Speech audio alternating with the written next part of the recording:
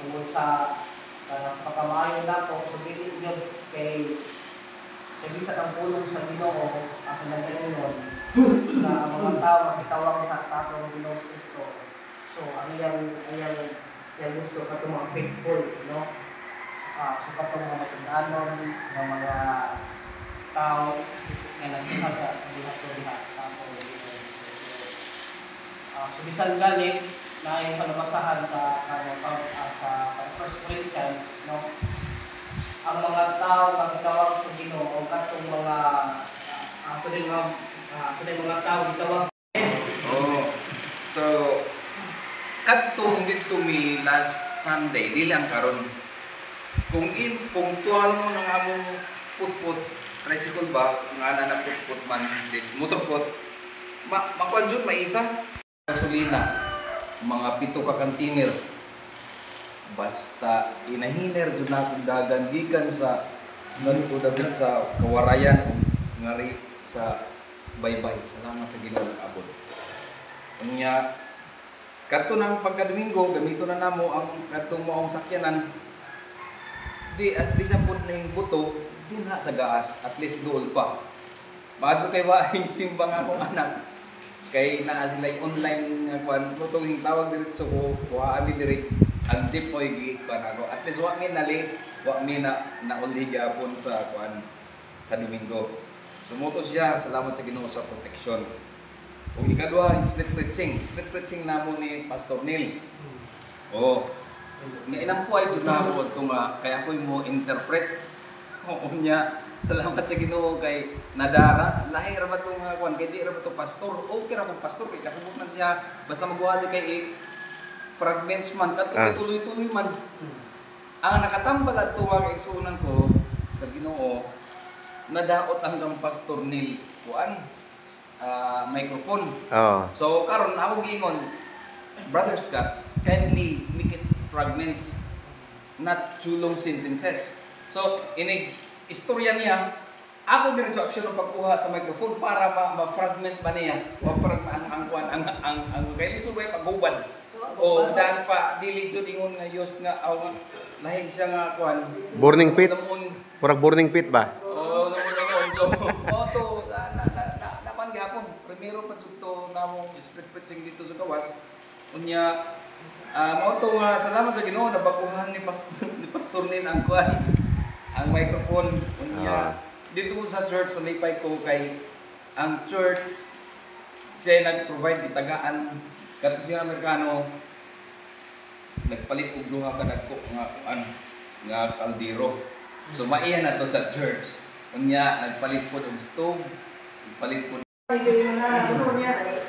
imbes na wala kay kuan okay unsay ka nang bation niya maglamba kanang manod. Yung labad ang ulo niya mo pag akong ibati.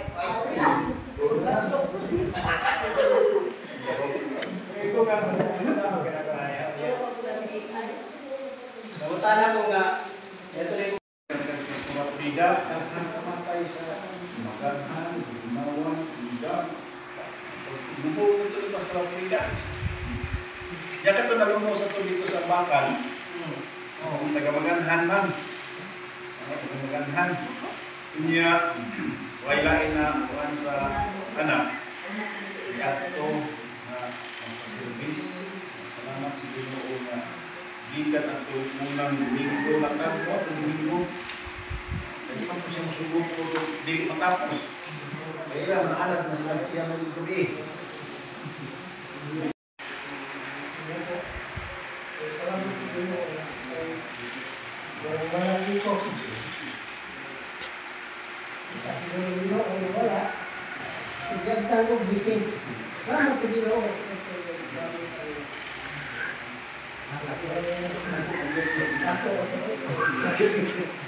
Dahang pasahero atong Sabado, Pastor?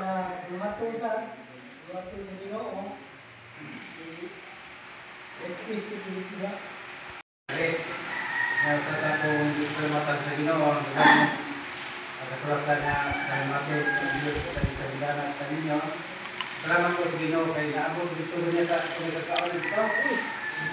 Eh, kauna dingarin ni Pastor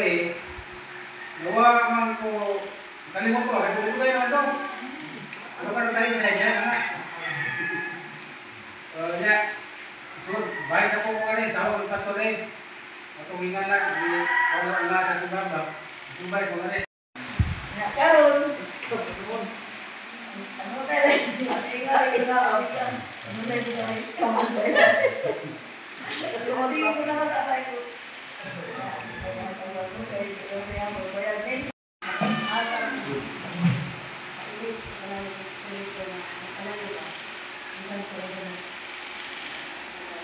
Salamat sa Ginoo.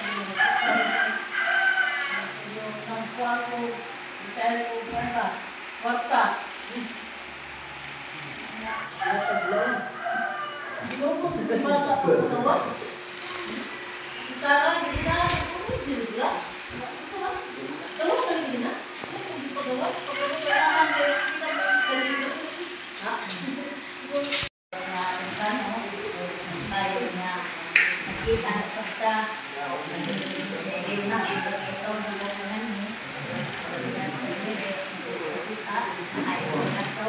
Amen.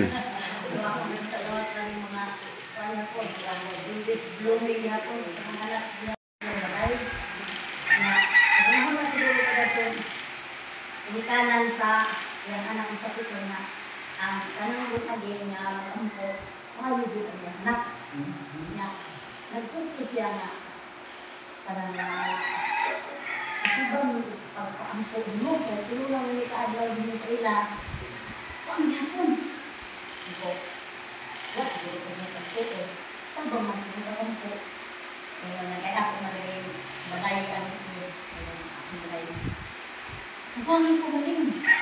Pero galing na siya nila. Nag-iuli, awad na, bumili sa mga kanan. Kung ako na po, lahat sa iyo, mayali, alaw karon ng pastor ng mga John Lewis na ito, ministerial sa baybay. Salamat sa Ginoo sa natagnan na po mga experiences nila sa ministry. So, naglayo mga testimony. Natagnan pastor mo yung kanina na pastor dita. Kaya may lang bati ko sa isika pastor, isika pastor. Nadalay ko ng Ginoo nga, iyan ko ng ministerial, nakahugpong mga pastor din sa kailay ng Evangelicals. Kaya pasalamat ko sa Ginoo nga, ilan kami ng mga pastor. So, lisod sa iya kung nagimayo ng hearing. Kaya nasa hearing problem, di kayo nag-extra ng pila na nakayo.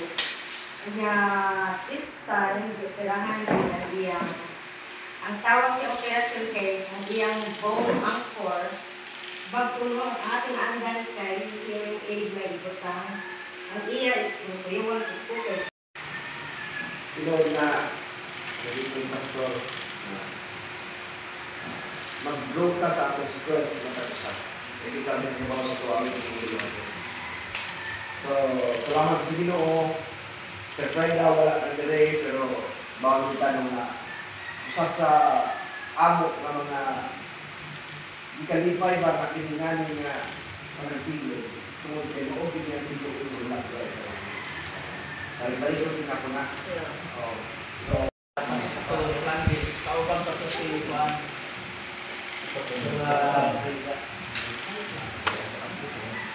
Kanina ako pinabuhin, hindi na ito na kung lunes, kung may aming pangalunis dito sa Pangustin. Pagkato kay Tigong sa mga nanay. Amen. Silencio, silencio.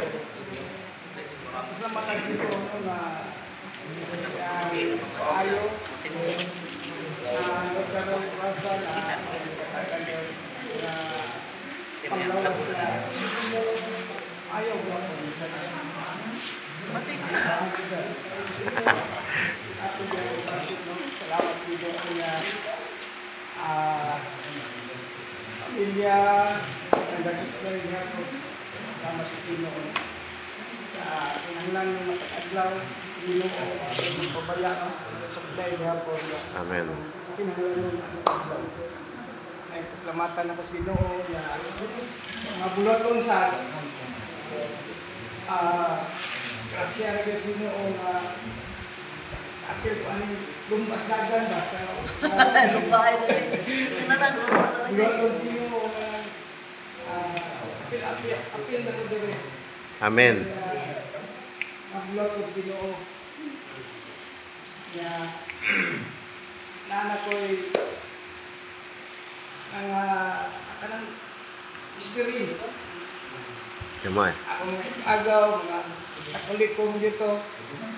Dala na ako simbahan, pero yung may tungod at ko na ako siya asmata. Lagas-lagas na. Na may katigo ko motor.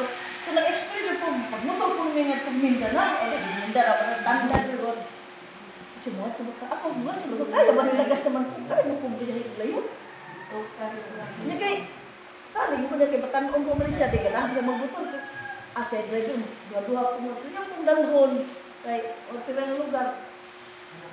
Subot na lang ko, sakay, bati o nung mag ang iya, kay bakit ang iya, ako siguro, siya magpuan, ako kay malipuhon sa kuwan, hindi ko na po lipuhon. Anak, sige, ubadan na po na kay, pero paano pa may sa lugar na among destinasyon, doon man ako pagkay. Pasalamat ko na Ate Ray bisa daghan kayo mga higayon na wala na di apil-apil. Naka-apil na yung karon. Ikaw, so salamat mo sa Ginoo, blessing ni siya nga para na ako ba blessing na nagbubuhat sa Ginoo ni Ate Ray. So naapod kayo mga pastor sa uban nga